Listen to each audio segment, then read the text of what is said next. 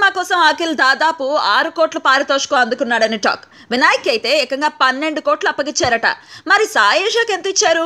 ముంబై ముద్దుగుమ్మ సాయేషా సైగల్ కి ఇది తొలి సినిమా.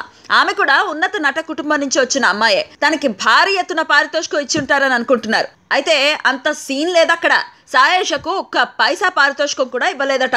సినిమా పూర్తయ్యాక నీ పారితోషికం గురించి ఆలోచిద్దామని చెప్పిన దర్శక నిర్మాతలు అఖిల్ విడుదలకు ముందు చేతులెత్తేశారట. కనీసం తనకు పబ్లిసిటీ కూడా ఇవ్వలేదని సాయేష తెగ ఫీల్ అయిపోతోందని సమాచారం. ఆఖరికి తన ఇంటర్వ్యూలకు సొంత డబ్బు ఖర్చు చేసిందట. సెట్లో మహారాణిలా చూసుకున్నారని, అయితే సినిమా పూర్తవ్వగానే తనను పట్టించుకోవడం మానేశారని, కథ చెప్తున్నప్పుడు తన పాత్ర ఒకలా ఉందని, తెరపై చూసుకుంటే మరొకలా కనిపించిందని, అఖిల్ పాత్ర ఎలివేట్ చేయడానికి తన పాత్రను తొక్కేశారని తెగ ఫీల్ అయిపోతుందట సాయేష.